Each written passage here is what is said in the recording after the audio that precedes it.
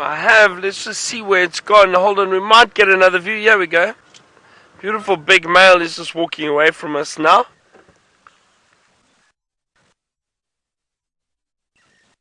It's always great to see a giraffe.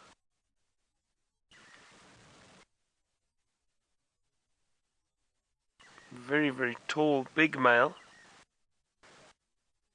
We haven't had any leopard luck yet, but a giraffe, and fortunately he's just moved towards the sun, so it's a bit of a silhouette at the moment, or it's a little bit darker, because we're kind of looking into the sun.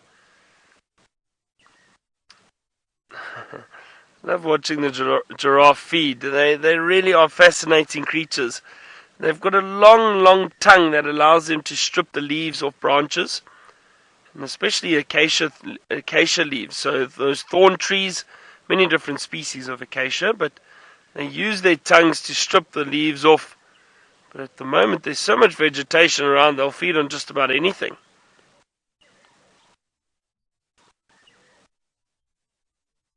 And they'll chew, and they are ruminants, so while this giraffe is feeding, it will then swallow the food. It is mixed with enzymes in the stomach and digestive juices. They then regurgitate it again, and they chew the cud, just like the antelope species that we get around here. Look at him towering above those trees.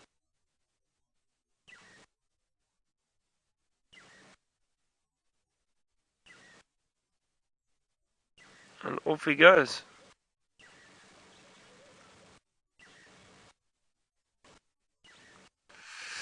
Rebecca, giraffe don't necessarily charge people. They're quite, I would say, skittish. They prefer to avoid people and move away. But I have heard of instances where people have got too close to a giraffe and they've acted slightly aggressive and maybe try to kick them. They've got a serious kick on them. You've got to be very, very careful, but that is highly unlikely. These animals would prefer to move away from you. They see us as a predator. So the giraffe can occasionally get curious. They'll come and have a look and they see what you are. But if you had to move towards them, they'll move away very quickly. In my experience, I've only ever seen them move away. I've never had a giraffe run towards me.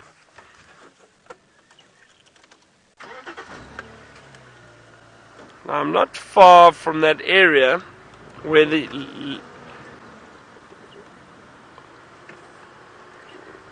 as I was saying, I'm not far from that area where the reports of the leopard were. So I'm just going to have a good look around here.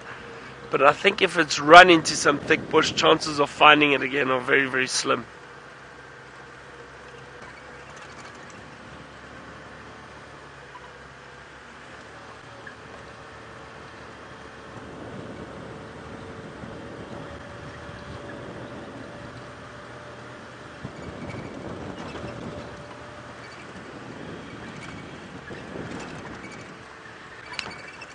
Zephyr, you're a new viewer. Welcome. Lovely to have you on Safari Live. You want to know, do we get black leopards in the Kruger? Well, Zephyr, I haven't heard of any reports in the Kruger. However, there's an area known as Lydenburg, which from where we are is probably about an hour, just over an hour's drive away. And area, those mountains around that area, Lydenburg area, they have apparently had reports of black leopards in that area. So, but I've never seen, don't know of anybody that's seen, but not in the Kruger area. Anyway, it sounds like Stef's found a kingfisher. Look. You definitely had, and I mentioned yesterday on the walk that we'd try and get you a photograph of every woodland kingfisher that we could, mainly because of the fact that they're en route back to the Central Africa, and one of the last days of summer, one of the last times that we're going to be able to give you good visuals and good sightings of a woodland kingfisher. There's one now in the tree. He's just had a bath, and that's why he's busy cleaning his wings, and I'm hoping that we can get a little bit closer to him so that it's a bit of a better visual than we've got for you now. Let's see if we can get a bit closer for you. But we are on the track of Shongile. We've managed to find her tracks, and she's unfortunately moving south towards one of our boundaries at the moment. And can you believe it? But Taylor was right where she was. She actually came out onto the road and was walking on top of Taylor's car tracks. Can you believe it? You know, it's just these leopard, they are so difficult to find this time of the year because the bush is just so thick. Let's get you a bit closer. This is such a fantastic pan, actually. You can see that woodland kingfisher there having a bath. Let's see what he goes and chooses to do. Birds obviously keep their feathers in tip-top condition, especially now because of the fact that they're needing to make such a massive journey. It's about a 5,000 kilometer, 4,000 mile journey from here to Central Africa. And they're going to need to be in the best condition that they can be in to get all the way up there and still have enough energy to feed along the way and to look after themselves, and obviously when they get there to look after themselves. And that's what that bird's doing now. Just had a bath, shaking the water off of the feathers, opening the feathers slightly so that the draft of the wind dries the water, because the saturated feathers would obviously increase his weight and he'd use too much energy to fly around if they were still wet. And then using his beak to just straighten out the feathers themselves, make sure that all the filaments are aligned and that they're in the best condition that they can possibly be, catching the most wind, able to slide over one another. And there you can see that blue color now shining out on that wing panel. Such a diagnostic color, and unusual color for us to see out here. The same color as the sky. Deep summer sky. Yes, that is really, really awesome. He's putting on a nice show for us as well, hey? See if we can get a bit closer to him. Since he is bathing and can't go anywhere because of the water, let's push our luck a little bit and see if we can get you a better picture. Now with these birds, you don't want to get too close. You can see he's still flaring out his feathers there. And that's because he's had a decent bath, and it gives us the opportunity to get a little bit closer. And that, very nice. There you go. Paul, you've just asked me, where do the woodland kingfishers go to out of season for us? They go into Central Africa. Portland. Sorry, you've just asked, where do the kingfishers go when they're not with us, when they're out of season? They go into the Equatorial Africa. So they go to the equator. There's deep rainforests there, the impenetrable forest as it's called. And they go into the impenetrable forest and go and spend a post-wet season there. Although it rains there much more than it does here, they can't be there during the very, very heavy rains because they wouldn't be able to find anything to eat. So they come out of those very wet areas in the deep summer. They come and live here. The insect numbers are incredibly high here. Grasshoppers, termites, etc. They come and put on a lot of weight here. They come and breed here, and then they go back again there, and they go and feed off the insects in the rainforest before coming back again for December. So quite nice. Right, so we're going to be sending you over to Taylor in a little bit, and we're going to carry on with looking for Shongile, or at least Karula and Hosana as well, and we'll keep you updated. Off you go. Oh, there he goes and flies off. Well done. So, sighting over. See you later.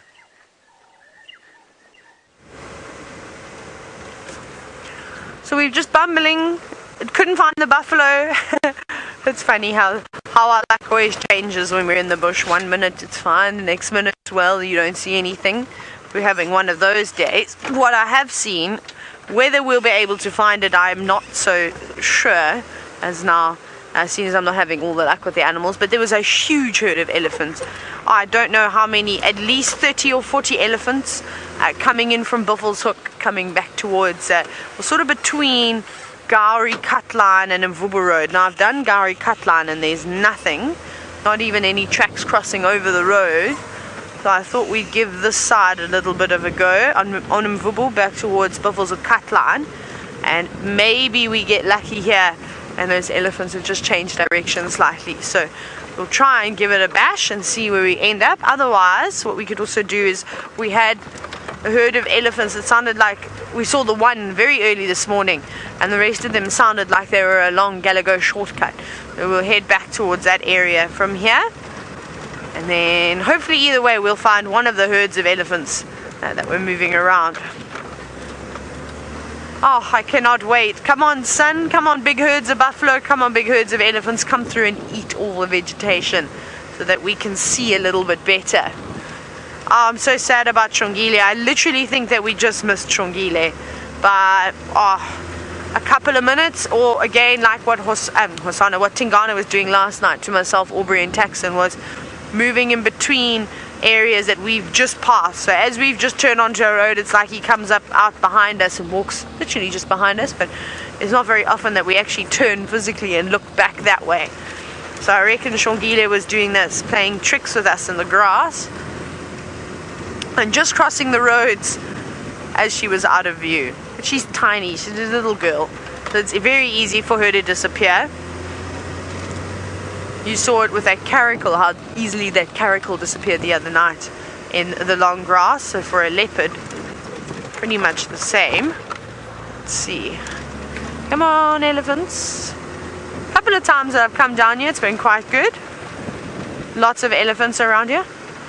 Okay, well, seeing as though we've been chatting quite a bit about Shongile, Stef hasn't found her yet, but he's got her track, so let's go and take a look at how big they are. So this is the track of Shongile that came out on top of Taylor's track from this morning. So Taylor went off road, had a little bit of a look around. Shongile came out behind Taylor and left this beautiful track. This track is no more than 30 minutes old. Have a look at how you can see the detail in the inside of the track, how sharp the edges are. These bits and pieces of sand haven't even fallen into the track yet. One or two grains there and there, which means that it's not right now. But this is the track of Shongile. And have a look at the size difference between that and the track from Tingana a little bit earlier. Let me put my fist down in the sand. That was the length of Tingana's track, if you remember. And as you can see, definitely much bigger than this female's track was. And I know it's the back foot. Let's do that little exercise again. We can take from the length of the toe or the length of the foot versus the width of the foot, and you can see that it is slightly longer than it is wide. So this is the back foot of her, and if we take our fingers, you can see that my fingers don't quite match up that way, but they do match up that way. You can see there. So this is the back right foot of Shongile, Karula's 14-month-old cub. Here's the front foot here. You can actually see she's been walking a little bit faster. So this is the front foot. And if we do the similar thing with the grass, and I take a grass stalk like that, the length of the track, and I put it on the width of the track, you can see that it's exactly square. Can you see that? So back to front, put my nails where the front of the toe is, side to side, and it's square. If we go to the back foot and I do the same thing, front to back, side to side, and you can see that it's a much longer track than it is. So front foot, back foot, Shongile, female leopard, pristine track. But let me show you something where the tracks are heading. Look at that sign there. So, Adam, while we're looking at the sign saying Little Gowrie and Rexon, and that is exactly where Shongile has gone, across our boundary, we absolutely do plaster casts of tracks out here. I do it with my son just to spend some time with him. So you'd basically take a track like this.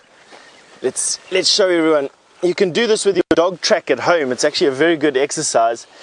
You draw like this, you make a castle around your track. So you take just sand, you don't have to do it with anything else. You take some sand, you make a castle around the track as high as you can, because you want the base of your plaster cast to be as thick as possible, otherwise they just break. So you do that, careful not to get any sand inside the actual track. So there you can see that I've made the track into a dish. You then take out any things like that. You mix your plaster in your cast, and then you slowly pour it in to the track, just like this. And you pour it up to the top, and you leave it for about 30 minutes, and the plaster will then dry. And then when you lift out the track, you've got this beautiful round dish-shaped track with Shongile's track. In this particular case, Shongile's track would have been in it. So that's how you make a plaster cast. You build a little castle, and you can do it with your dog track at home, you can do it with deer tracks, you can do it with wolverine or raccoon, you can even do it with mice and even insect tracks. And you just make yourself a little castle like that. Pretty cool, eh? Anyway, do it with your kids or ask your mom and dad to do it with you. It's a fun exercise out there. Alrighty, I'm going to send you over to Byron for an update. We're going to find out where Shongile came from, because we might be lucky and Hosanna is at the other end of these tracks. So while Stef and them look for leopard over there, I'm in search of a leopard in this area. It's very, very thick, and to be honest, I'm just trying our luck really. We haven't had any tracks, don't know where this leopard went, but I'm searching these thickets. Maybe we get lucky and we find a leopard lying down somewhere, but you can see I've got myself into a very thick area at the moment. I do think he's probably somewhere in here, but the thing is, like we saw yesterday with Tingana, if a leopard goes and lies down in the long grass at the moment, you're not going to see it unless you've seen him go in there. You're not going to see him. So no, this is not going to work. It's far too thick here. Oh, and this can be so frustrating at times, but you know, that's part of it. You know, you check these areas and you have a look around and you take the time, and usually it pays off. Other times you hear alarm calls and you drive straight there and you find a leopard immediately. It changes all the time, but you do have to work hard to try and find these animals. It's never easy. And this is great. It gives you an idea of what a safari is like. You're not just going to drive out and see these animals all the time. So when you do see them, it makes it so much more worthwhile.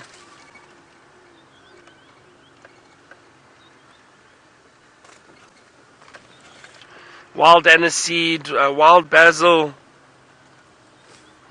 Lovely smells. But Buttons Cockatoo, you wanted to know about the smells in the bush and what some of my favorite smells are. Well, I definitely think that wild aniseed, when the grass is very green at the moment, you drive over it. It's a very, very strong smell, but wonderful, wonderful smell.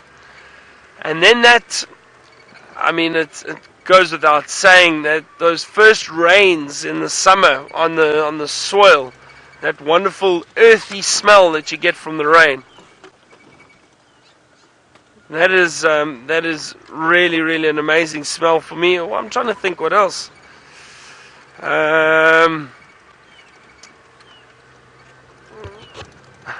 Leopard scent marking. That's actually an interesting smell. And some of you might not believe me, but it's got that popcorn smell. It smells a bit like popcorn. It does. A leopard scent. And it is a nice smell to smell when you're driving past an area.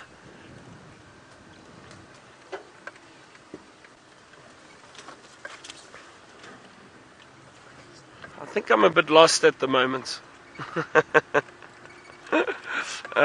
Not to worry, I'm going to get to the road shortly. But let's head back to Taylor, see how her search for buffalo is coming along.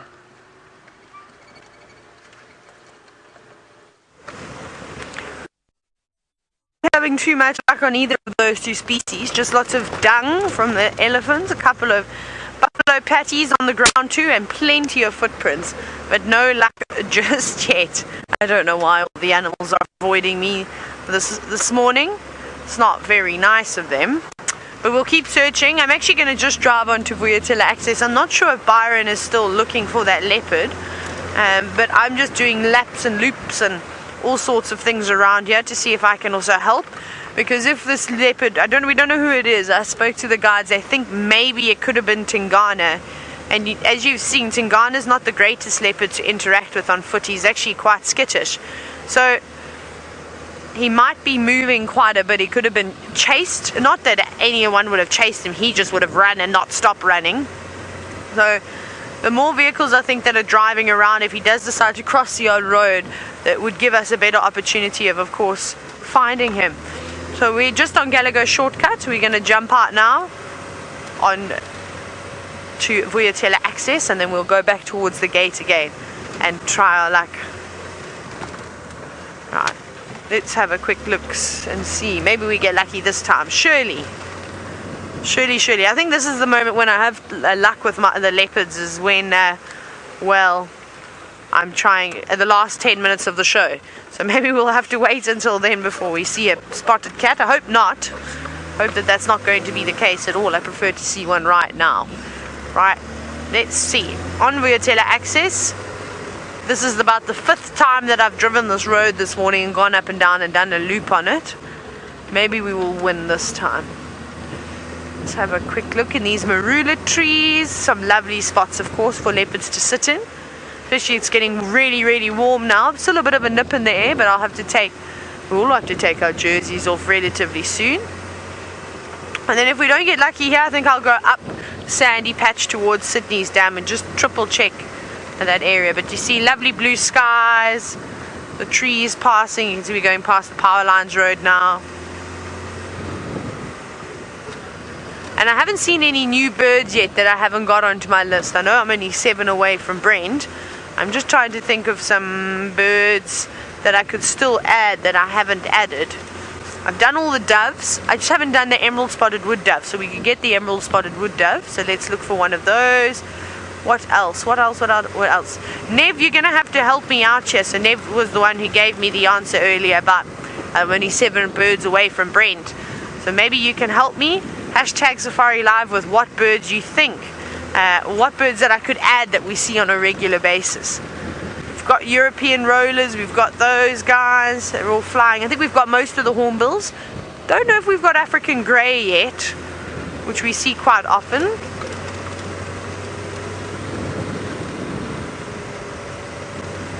Now Stanley, speaking about birds, conversation this morning seems to be mainly about birds. You're wondering what other species of kingfishers do we see? We actually see quite a few. So we see the pied, which is the black and white one. Then we see the giant kingfisher occasionally, not so much up here, but if you go down towards the Sabi and the Sand River, you see a lot of giant kingfishers. They're quite beautiful. We see the grey-headed kingfisher, the striped kingfisher, the malachite and the pygmy. We can also see in this area. We don't really see the half-collared kingfisher. I don't know. I think there's been a couple of reports down on the sand of the Sabi River of a half-collared kingfisher, which is my favorite species.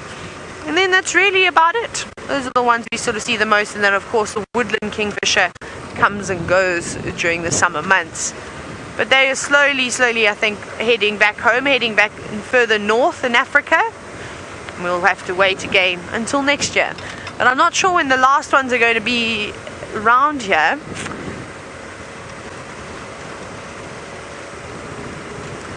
Now, Ryan, you're wondering if we get any invasive bird species. We do. I'm waiting to see my first Indian myna in the Kruger Park. They are all over Johannesburg, and they're starting to spread further and further, sort of northeast. So there's definitely an opportunity. I just want to actually stop and have a little listen here. Apparently there were impala alarming around here about 10 minutes ago. Let's have a quick listen.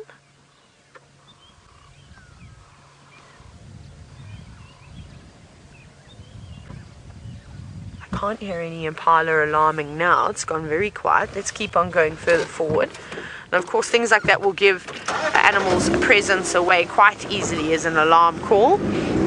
Smaller birds, and I've actually seen ravens and crows mobbing vultures and chasing vultures off of carcasses. So obviously vultures are important. There's a bird. Don't fly, go away, bird. And very important, of course. Let's have a very quick look before it flies away. I was in a sighting once with the Southern Pride and the Charleston male lions on a buffalo kill, and they got up and left, and then we watched. I think it was about 3 white-necked ravens, and there were 2 crows that were flying around. There it goes. There goes the grey lurie, or the grey go-away bird as it's now called. So that was really quite something to see. I didn't realize that this bird that small could chase away massive white-backed vultures. There were a couple of leopard-faced vultures too. We're not having any of it. They were just moving off. It was quite funny, actually. Right, so we're going to keep searching here. I think I'm going to go all the way to the gate, and hopefully we find... No, there's the leopard. There's the leopard. Yes! Got him. I need an update on the radio. Just relocated that Madoda Ingwe. Vuyatela access. I'm just going to try and get another view. We're quite close to Impala Plains Junction. He's going north. Where did he go? He went in here. I thought I saw something sticking out of the long grass. No, where did he go? Where did he go? This is now the hardest part, is as he's moving through this long grass. It's very difficult to try and spot him. I cannot see him anymore. Let me go back. I want to see exactly where he crossed. It was a big male leopard. I don't know who it was. It could have been Tingana. It could have been Mvula. It definitely wasn't a small boy.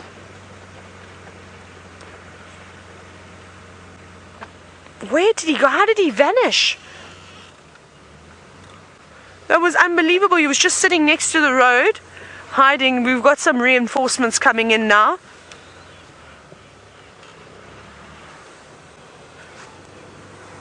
Let me quickly just check. Can you see him? Oh, okay. Aubrey can see him. That's good for us. That means that he's right here.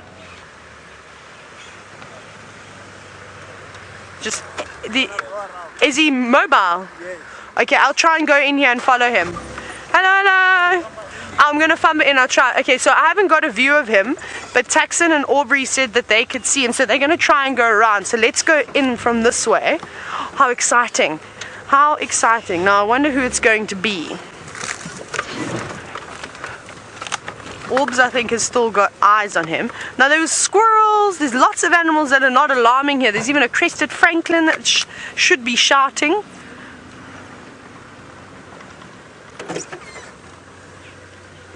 I have no idea. I can hear the birds alarming up ahead. Oh my goodness. Okay, let me make a road. Let me make a pathway for these guys. I'll try and push down. He's obviously following this animal pathway. I can just hear all the birds alarming just up ahead. Oh, Ferg, be careful. There's plenty of thorns here. Buffalo thorn. Now I apologize, I'm not going to be able to look back at the camera. We're going to need to just try and keep up with him because it is exceptionally thick through here. Still listening. I can't see him, but I'm following the alarm calls of the birds. Just hopefully we don't... Right, okay, I think what we're going to have to do is we're going to have to go across to Byron now. I need to do some serious off-roading so that I can show you this leopard. That's great, Taylor. Well done. Now, I was in the same area. I wonder if I can't try give Taylor a hand. I just wonder which direction that leopard is moving.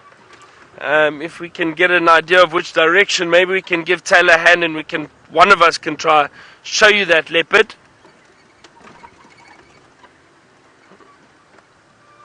Okay, don't worry. It sounds like there are other people in that area too, so that's okay. As long as the other guides are there, I'm sure they'll get a view of that leopard shortly. It sounds like a big male. That's awesome. That's awesome. Now I wonder who it could be. I think it might be that Mvula. I'm not sure. I just think it is him because last night we heard Taylor got to see Tingana again when he came out eventually, but he headed south. Now, I think he would have gone south, and I got an update. One of the other guys said they heard a male leopard calling close to Chitwa last night, but he was moving south, so I think that would have been Tingana. So I think right up where we are at the moment, it might be Mvula. I'm not sure. It'll be interesting to see. And it'll be interesting to see if he's maybe got some scarring on him, because yesterday, remember we saw Tingana that had those scratches on his face? He had been in a serious fight, so I wonder which leopard he fought with. It could be interesting if it was maybe Mvula, I don't know. Let's see what else we can find.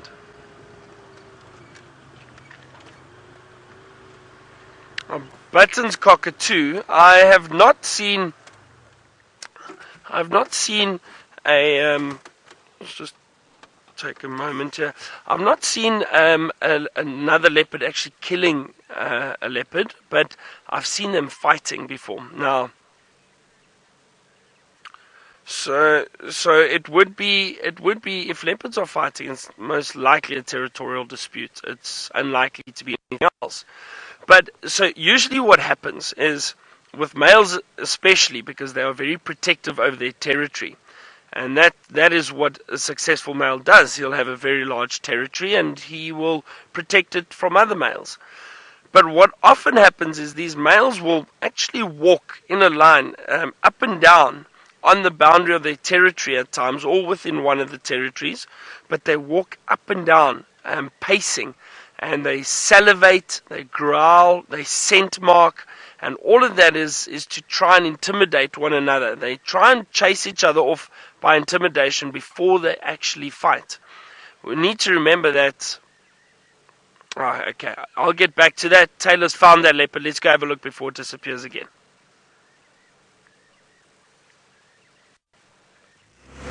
Right, sorry, we're trying to, of course, navigate through the thicket now. Hold on, we've got this leopard. I don't know if it's Tingana. Oh, I can see the road is just in front of me, but to try and get back around there is a nightmare. Oh my goodness. I'm going to try my absolute best, but to try and find a gap back towards the road, whew, it's proving quite difficult. So I apologize, I'm not going to be able to concentrate on looking back. I'm going to have to keep focusing in front so I don't drive into any holes. There is a little bit of water here, so perhaps he's coming for a drink. No. Push that out the way. Let's see if I can go through this gap now. Yep.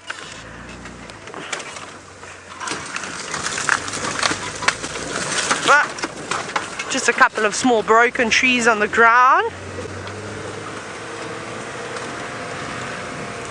Right, I think can we stay with me please, because we're going to get sight of this leopard in a moment, and I also don't know how long we're going to have a view of him.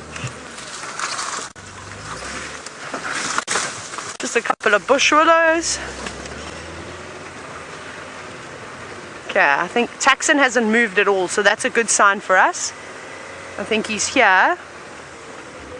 So I can hear somebody sitting on their microphone every now and then. I think it's a game drive. Let's just figure out where exactly he is. Oh, here he comes, here he comes. Oh no, it is. Is it? Who is this? Who have we got here? Just to the right. You're a little bit jumpy. Oh, you'll probably have to help me. I can't see exactly who it is just yet. Is there a smiley face on the left shoulder? I can't see one. Right, so if you can help me as to who you think this leopard is, we'll hopefully get another view of him again. A little bit nervous, not quite acting like Tingana. So, hashtag Safari Live if you know which leopard this is. I actually don't know, I haven't got a clue. A bit difficult to see, hasn't quite looked at us just yet. Let me turn the game drive radio off now that we have him. Oh, how exciting to see a big male leopard. Megan, has anybody sent in who they think it is just yet? Megan's a director, of course.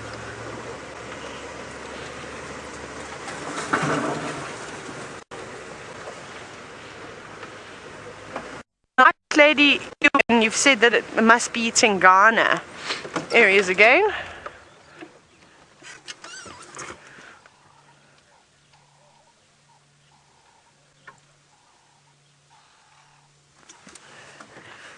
Right, we're going to see if we can get another view. Of course, this is obviously quite difficult maneuvering around.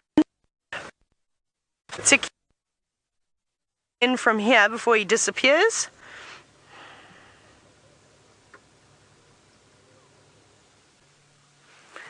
And coming straight away, yes, that is definitely Tingana. You can see the smiley face.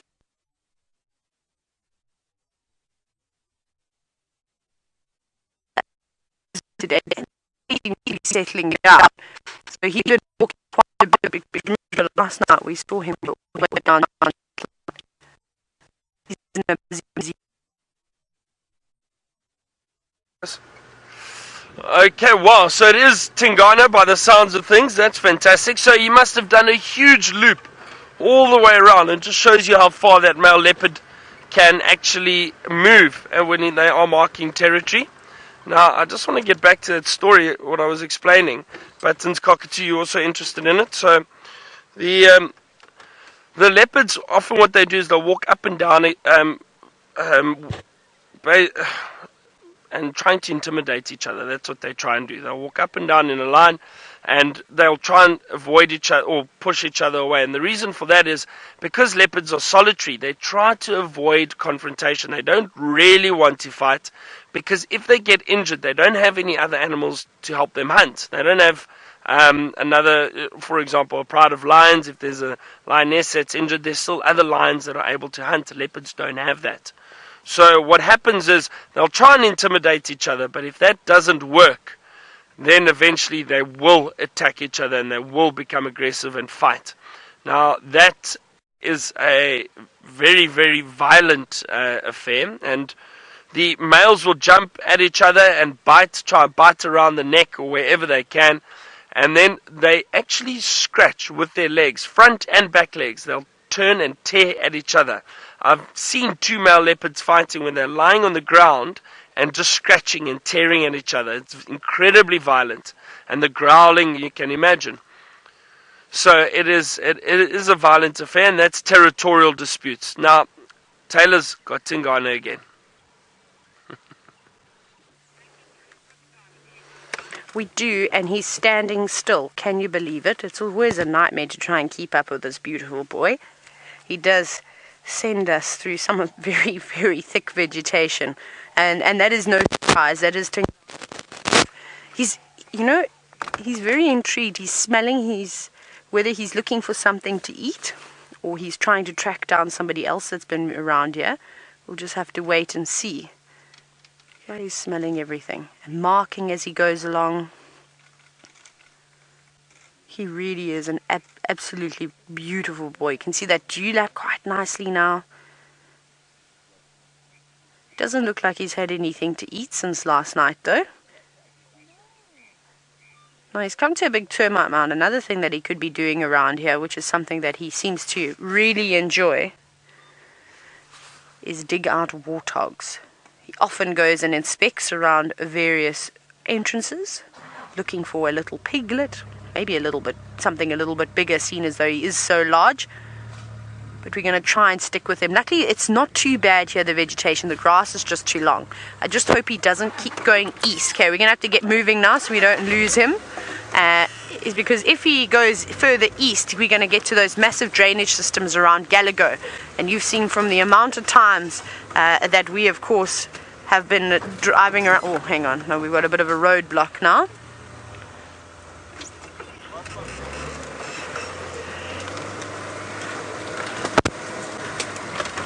We'll keep going. Now, Adam, you're wondering what is the range of a male leopard's territory? Adam, it varies quite a large amount, of course, from leopard to leopard.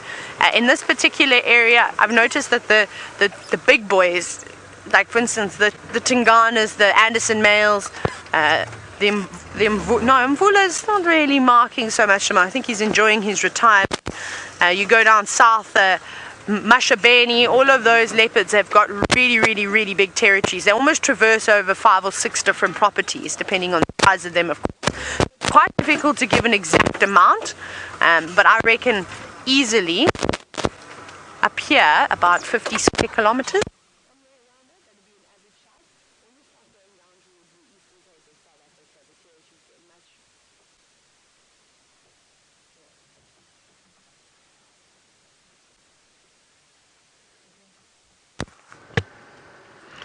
Oh dear, so Taylor's got some audio issues, but she'll stick with Tingana, and as soon as she gets that all sorted, we'll head back to her. It's so great that he did pop out. So he was, I mean, it's amazing. Again, I find it fascinating how far these leopards do move when they are scent marking and marking their territory. Now, I think it might have something to do with him fighting recently. So he's probably trying to re-establish his territory, make sure that it is scent marked very, very well, and that there aren't other leopards coming in. Because I do think he did have a territorial fight with the leopard. Now, with females often it's a growl and a and calling, that heavy rasping roar that the leopards do, and scent marking that will usually chase one or the other leopard out of the area with females, because they are also very territorial. Okay, so Taylor's comms seem to be working. Let's go back to that beautiful male leopard. We have him. He's just hiding at the back of the sickle bush. You can just sort of see his rosettes now. Now, there could potentially also be a lot of game around here. Lots of impala, inyala, duiker, steenbok in this grass. He's just moving slowly. You can see there's his head. I wonder if he's not maybe also a little bit hungry. Tingana's been quite interesting to watch the last few days. His territorial sort of patrols that he's going on are, like I said, they're extensive. He's thorough. He doesn't miss a bush. He doesn't let a scent go past him that he's uncertain of. Oh, he's coming out. Very slowly he's coming out. There he goes, slinking through the grass, and he's close to, he's not too far away, and look how he just completely disappears. So we'll try and keep up with him again. Maybe he spotted something up ahead. But remember, the other day I saw, of course, that young male leopard dart across the road that we weren't able to identify. I wonder if there's also not a young boy hanging around here. We've been seeing loads and loads of leopard tracks at the moment. Right, let me try and reposition here. I'm going to just drive over this fallen shrub. And luckily for us, Tingana, he's settled down now. I think he was just a bit startled, of course, after seeing somebody on foot. But there he is. Using that little shrub just to get a bit of vantage, get a bit higher up to look across the long grass, and completely disappears again. Watch how he pops out. Look at that. You see how, look how well camouflaged he is. This always amazes me, and I can see it 100 times. But it's unbelievable how they're able to completely disappear. Even a big male leopard like this, which is not tiny and small like Shongile, so you can imagine how close we could have been to Shongile and just not even realized that she was there. Okay, what we'll do is we'll try reposition again.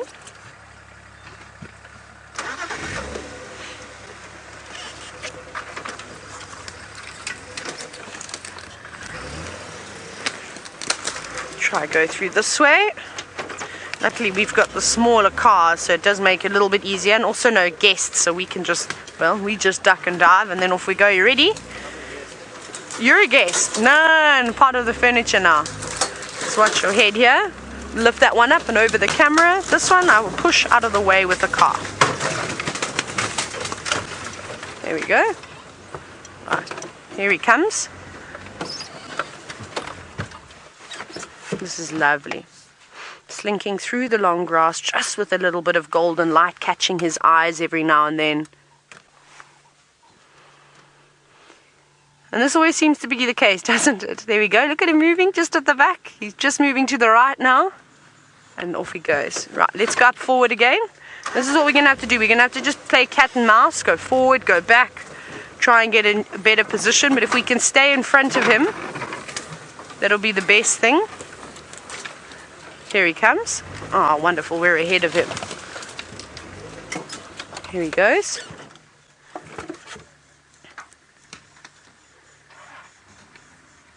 Walking right past us.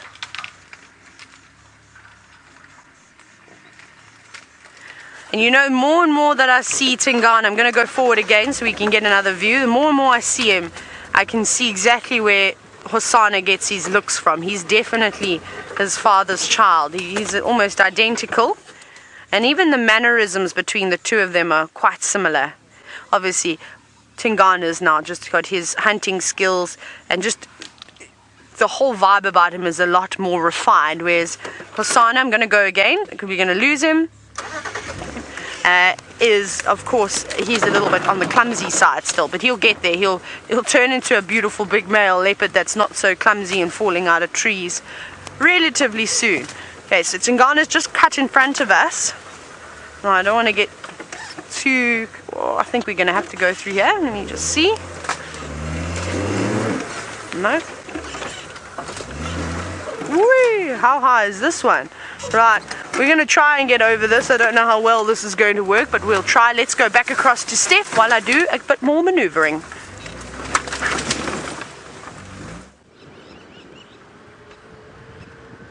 I'm still busy walking around looking for Karula while you're busy bashing through the bush with Tingana and Taylor, and I must be honest, I'm very jealous.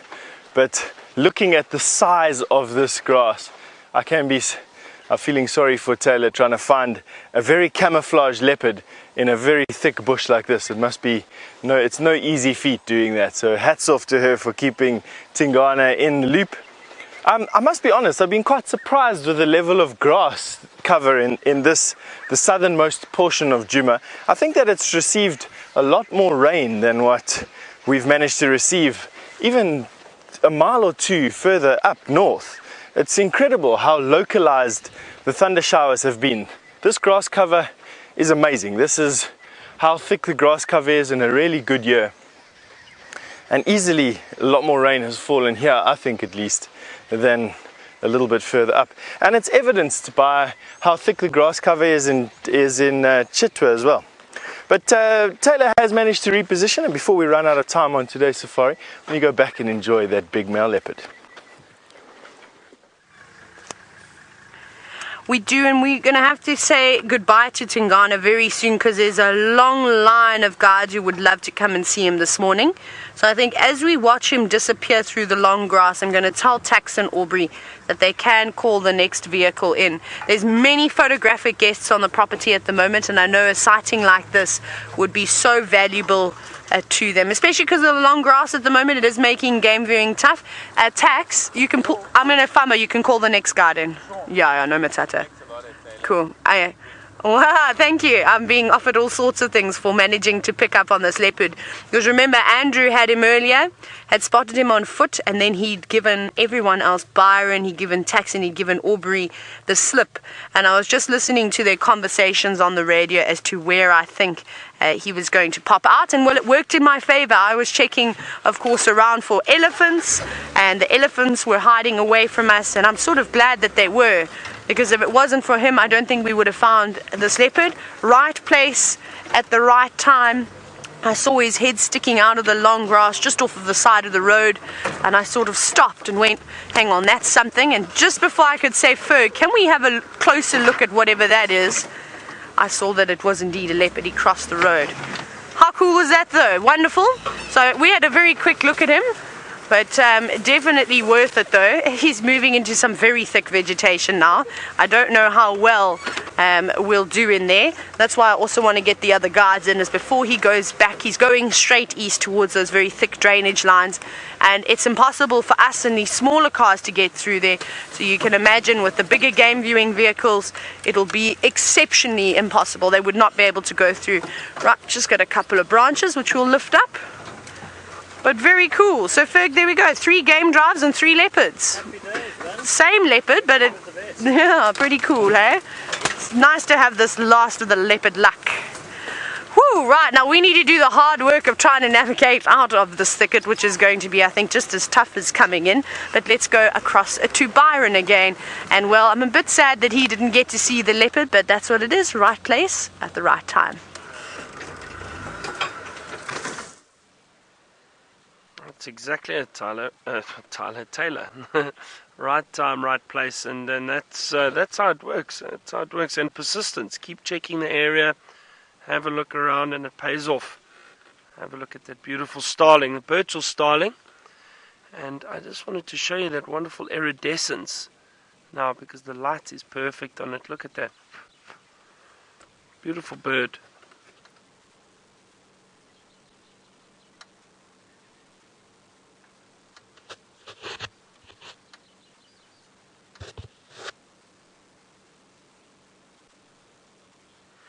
It's really starting to warm up now. Oh, and I see some zebra ahead of us. Let's see, have they been drinking? I wonder. Oh, did we just miss them drinking? Let's go have a look. There's zebra and wildebeest. Maybe they run together, and we'll see who's faster, the zebra or the wildebeest.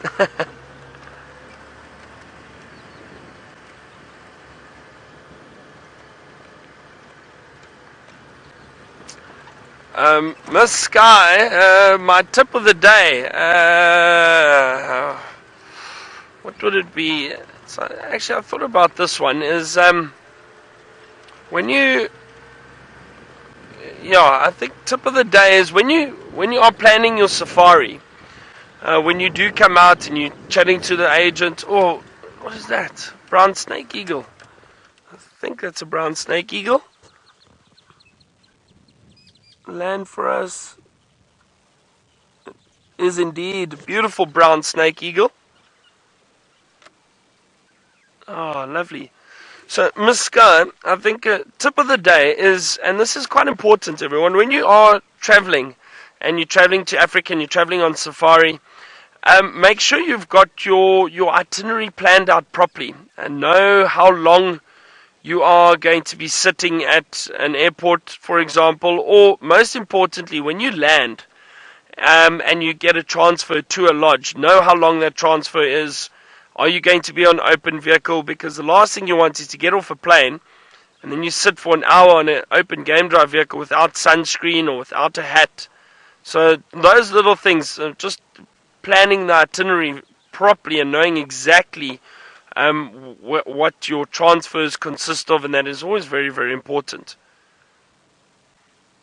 So I think that would be my tip of the day. It's just planning carefully and making sure you do know exactly what's happening. Have a look at the wildebeest drinking just in front of us here. Enjoying a nice drink of water. So I'm sure those zebra and those other wildebeest came to drink at some point. Probably just finished, and now they're heading out to the clearings to go and feed. Lovely. Now, Taylor has managed to find some elephant. Let's go and have a look and see what they are up to. This is happening, and it's getting a bit ridiculous now. Always the last 10 minutes of the show are the most exciting for me. We've spent most of the morning searching for these large characters, and they haven't been around. But of course, just as I pop my nose out on the thick vegetation, well, here they are. Now what I'll do is, let me go down a little bit further. It looks like a bachelor herd of young elephant bulls. I'm just going to reposition and head down that way.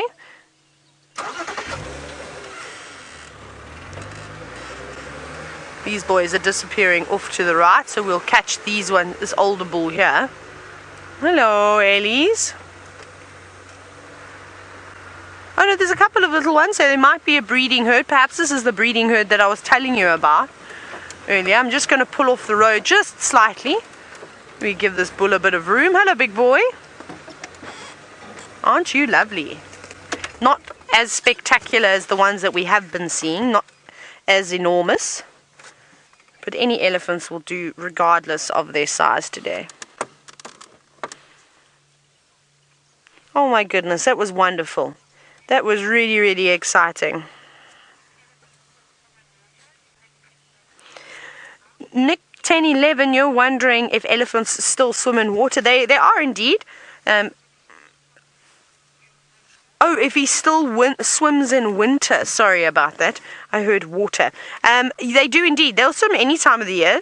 I mean, look at it the other evening. We had them having a midnight swim, which was something that I hadn't seen before, which was really cool.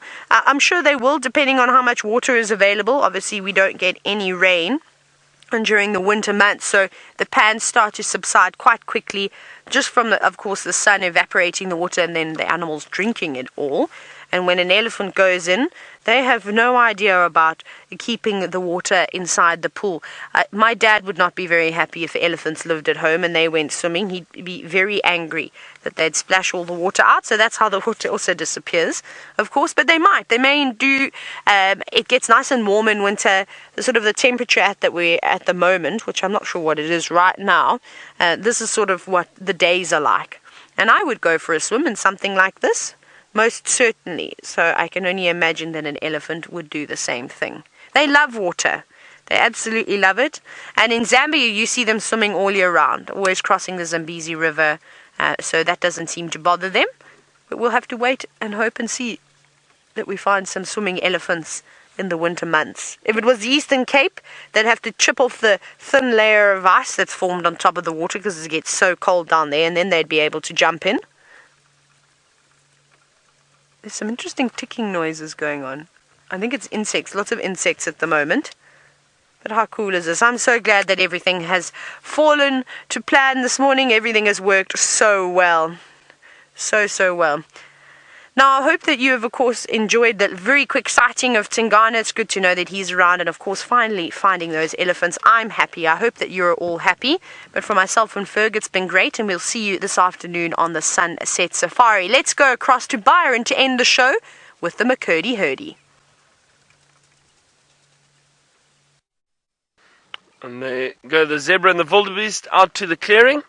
I'll probably spend most of the day out here feeding and probably go for a drink a little bit later again. What a wonderful morning. It ended off really, really well with that beautiful leopard sighting. So glad you got to see Tingana, the big male. So there's, it just shows you things start happening, and just patience and perseverance.